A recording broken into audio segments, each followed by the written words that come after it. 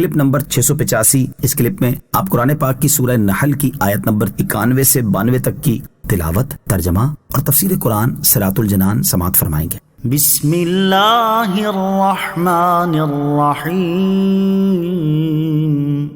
ترجمہ: اللہ کے نام سے شروع جو نہایت مہربان رحمت والا ہے۔ وَأَوْفُوا بِعَهْدِ اللَّهِ إِذَا عَاهَدتُّمْ وَلَا تَنقُضُوا الْأَيْمَانَ بَعْدَ تَوْكِيدِهَا وَقَدْ جَعَلْتُمُ اللَّهَ عَلَيْكُمْ كَفِيلًا إِنَّ اللَّهَ يَعْلَمُ مَا تَفْعَلُونَ۔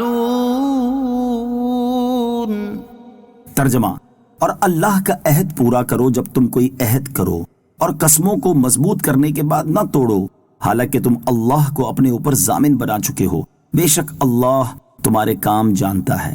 وَأَوْفُوا بِعَهْدِ اللَّهِ، اور اللہ کا عہد پورا کرو۔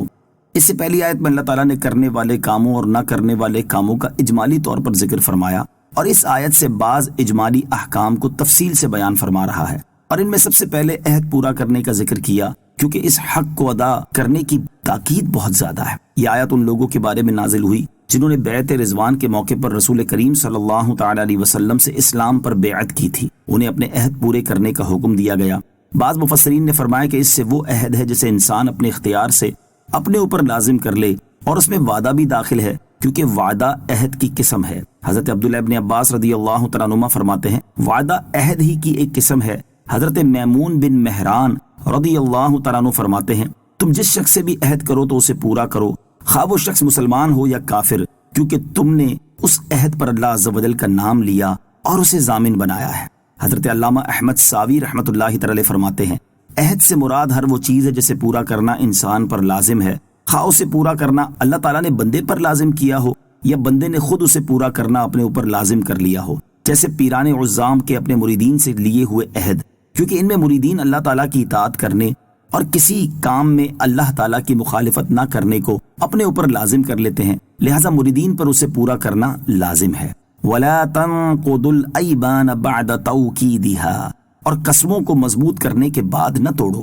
قسموں کو مضبوط کرنے سے مراد یہ ہے کہ قسم کھاتے وقت اللہ تعالیٰ کے اسماء اور صفات زیادہ ذکر کیے جائیں، اور قسم توڑنے کی ممانعت مضبوط کرنے کے ساتھ خاص نہیں بلکہ مطلقاً قسم توڑنا منع ہے، یا قسم مضبوط کرنے سے مراد یہ ہے کہ قصداً قسم کھائی جائے، اس صورت میں لغو قسم اس حکم سے خارج ہو جائے گی۔ وَلَا تَكُونُوا كَالَّتِي نَقَضَتْ غَزْلَهَا مِن بَعْدِ قُوَّةٍ أَنكَاثًا تَتَّخِذُونَ أَيْمَانَكُمْ دَخَلًا بَيْنَكُمْ أَن تَكُونَ أُمَّةٌ هِيَ أَرْبَىٰ مِنْ أُمَّةٍ إِنَّمَا يَبْلُوكُمُ اللَّهُ بِهِ وَلَيُبَيِّنَنَّ لَكُمْ يَوْمَ الْقِيَامَةِ مَا كُنتُمْ فِيهِ تَخْتَلِفُونَ۔ ترجمہ: اور تم اس عورت کی طرح نہ ہونا جس نے اپنا سوت مضبوطی کے بعد ریزہ ریزہ کر کے توڑ دیا۔ ایسا نہ ہو کہ تم اپنی قسموں کو اپنے درمیان دھوکے اور فساد کا ذریعہ بنا لو کہ ایک گروہ دوسرے گروہ سے زیادہ طاقت و مال والا ہے۔ اللہ تو اس کے ذریعے تمہیں صرف آزماتا ہے، اور وہ ضرور قیامت کے دن تمہارے لیے صاف ظاہر کر دے گا جس بات میں تم جھگڑتے تھے۔ وَلَا تَكُونُوا، اور تم نہ ہونا، یعنی تم اپنے معاہدے اور قسمیں توڑ کر اس عورت کی طرح نہ ہونا جس نے اپنا سوت مضبوطی کے بعد ریزہ ریزہ کر کے توڑ دیا۔ مکہ مکرمہ میں ربطہ بن عمر نامی ایک عورت تھی جس کی طبیعت میں بہت وہم تھا اور عقل میں فطور۔ وہ دوپہر تک محنت کر کے سوت کاتا کرتی اور اپنی باندیوں سے بھی کتواتی، اور دوپہر کے وقت اس کاتے ہوئے کو توڑ کر ریزہ ریزہ کر ڈالتی اور باندیوں سے بھی توڑوا دیتی۔ یہی اس کا معمول تھا۔ آیت کا معنی یہ ہے کہ اپنے عہد کو توڑ کر اس عورت کی طرح بے وقوف نہ بنو۔